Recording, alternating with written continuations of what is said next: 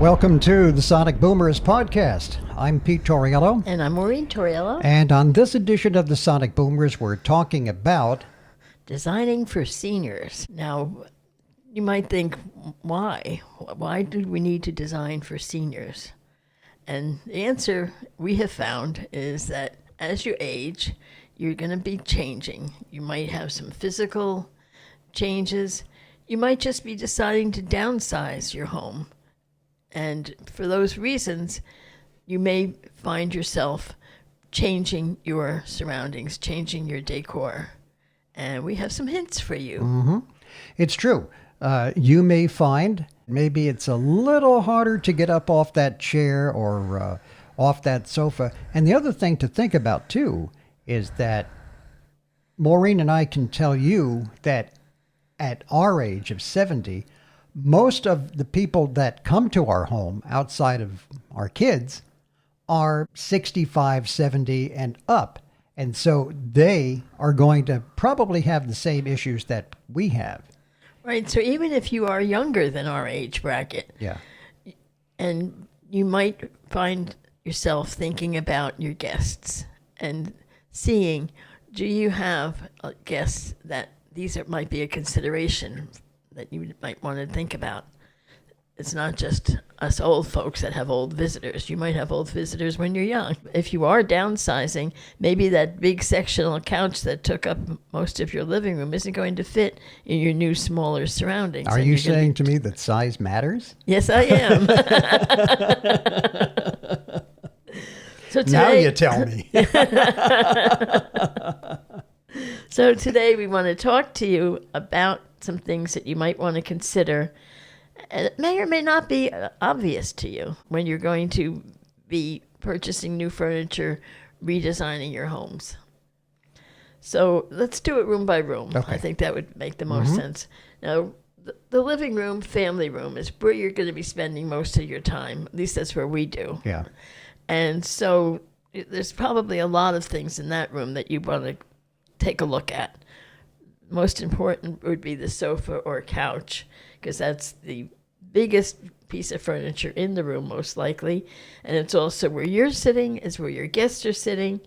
And so you really want to take your time and think about the people that are using it and what you want in that piece of furniture. Yeah. Not to mention, it's going to be one of the more expensive pieces of furniture in the house. Right. And so it might be a good thing to try out in person. I wouldn't necessarily rely on buying this piece online. Yeah. Or rely on what your husband said about a particular piece. We were not going to get into that. So some things to consider.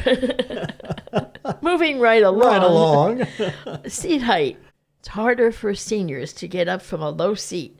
Unfortunately, many of the newer designs feature very low to the ground seats. They are low. Firmness. This is just as important because sometimes you see a piece of furniture and the seat height looks just fine until you go and sit on it, and then suddenly you're sinking way down. Yep.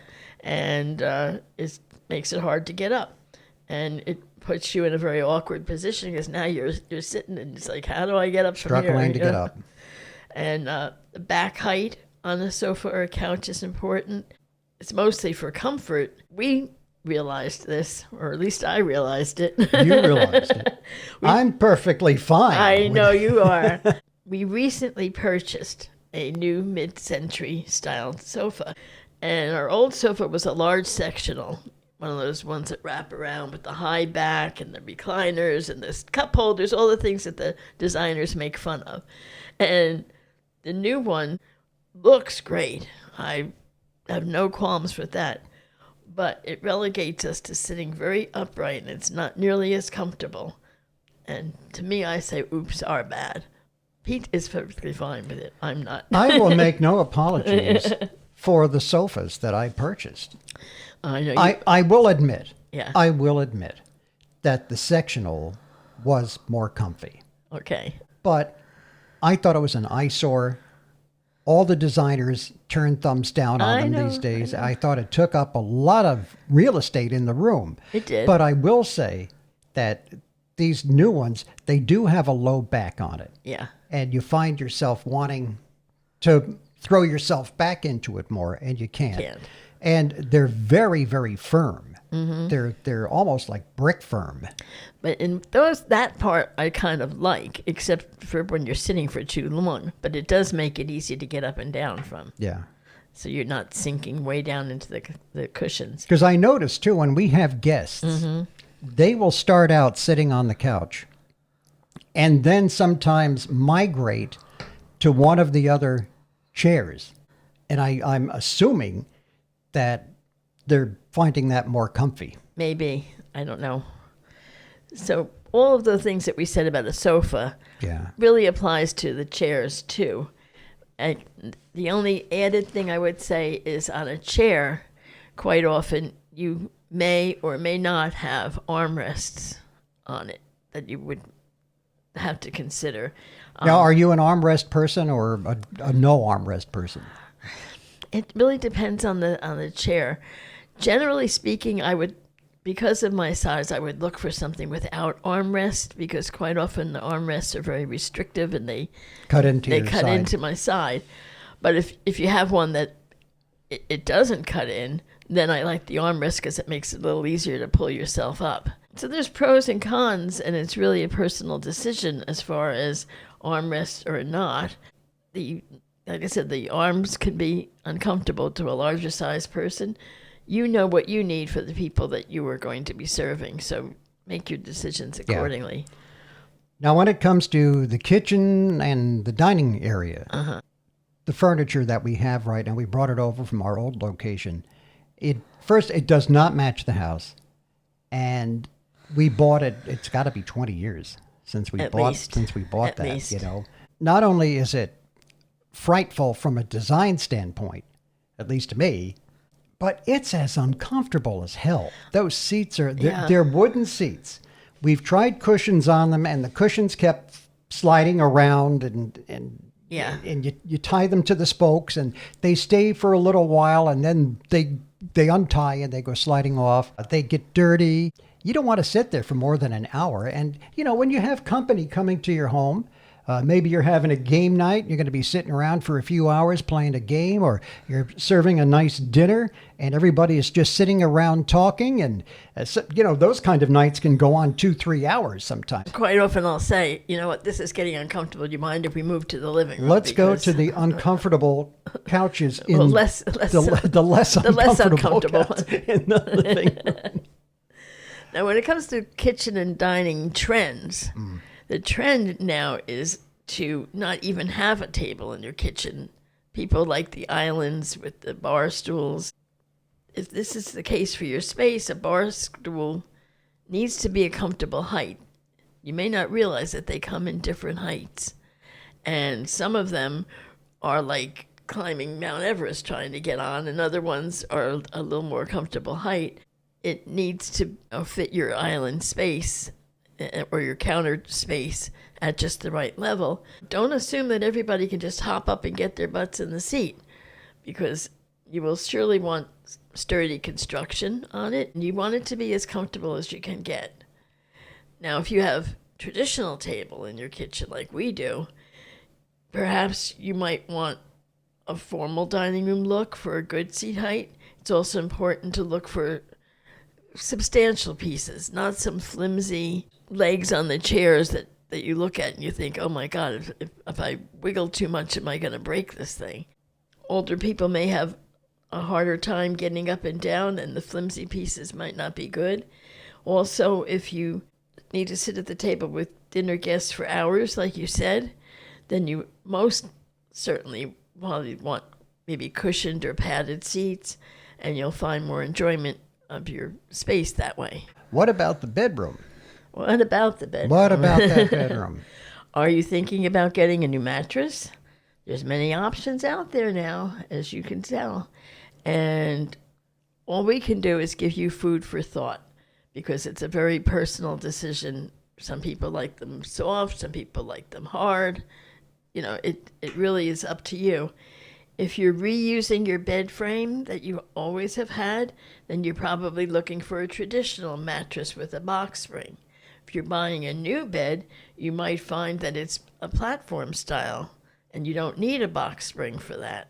If you get the platform style, it may mean that your bed is much lower than what you're used to because it's not doesn't have the added depth Height from the of box from the springs. box spring. Yeah, which could be like a foot higher. It could be. Young or old, the firmness is something that you want to consider. Also, some of us like it softer. Some people like it harder. It's individual. You might be looking at some of the technologically advanced options for your bedding. Oh, like the sleep- Tempur-Pedic or whatever they call it. or the Sleep number. bed, where one side could be soft and one side could be hard, and you have a number and you dial it in. Or you can raise it up and down. Or they have the ones with the head that raises, the feet that raises. They even- Caveat, those beds are expensive as hell. Oh, of course they are. You get what you pay for. But the options are out there, and you don't buy new bedding all that often. So maybe you bite the bullet if it's important to you, and you go for these more sexy, savvy kind of bedding. Whatever the reason is, you will want to consider your needs. The platform beds can be low. And on the other hand, some of the old beds with the box springs are very high. And you might need a step to get up to them. Because sometimes they have like a pillow top or something on it. That makes it even higher. Yeah, so, that's another thing that it's kind of like, it might behoove you to go and try it in person.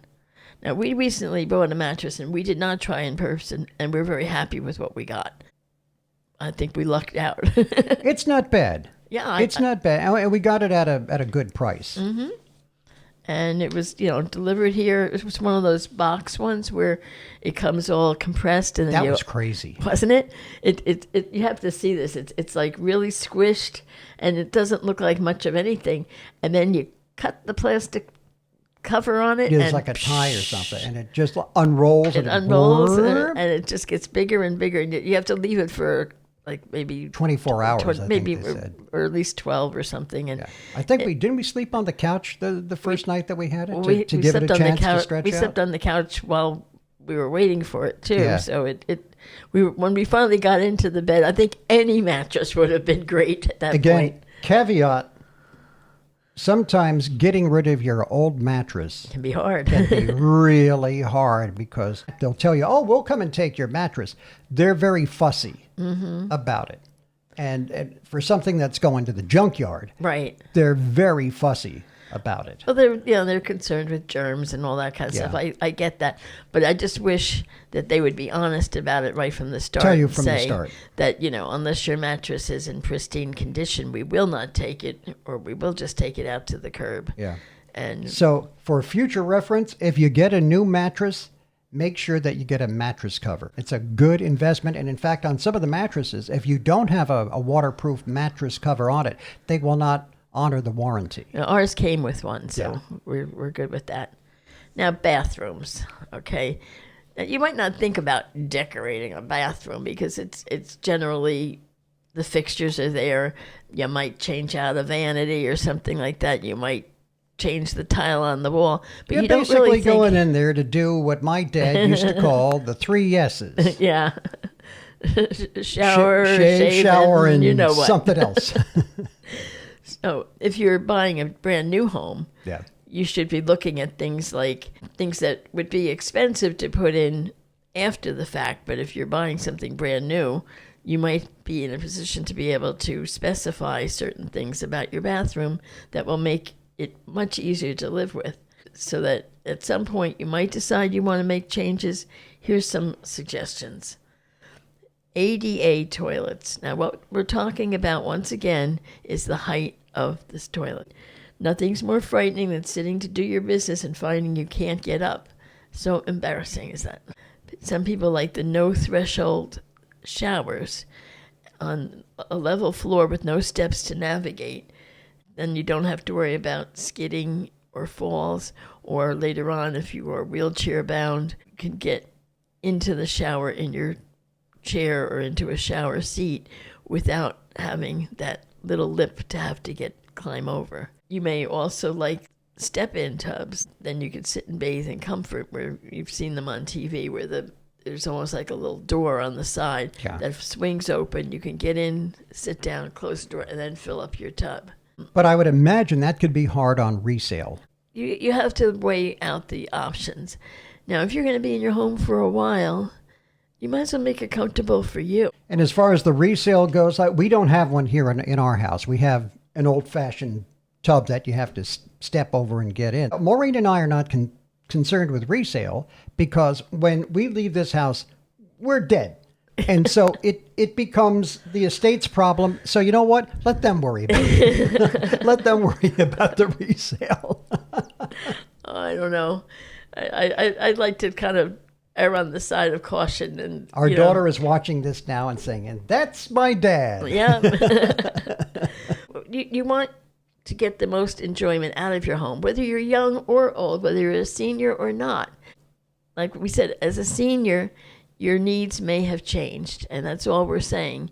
And these are just some things that we have encountered or that we are thinking about when we are looking at making our home functioning for our needs and the most comfortable. And you don't have to give up good design for function.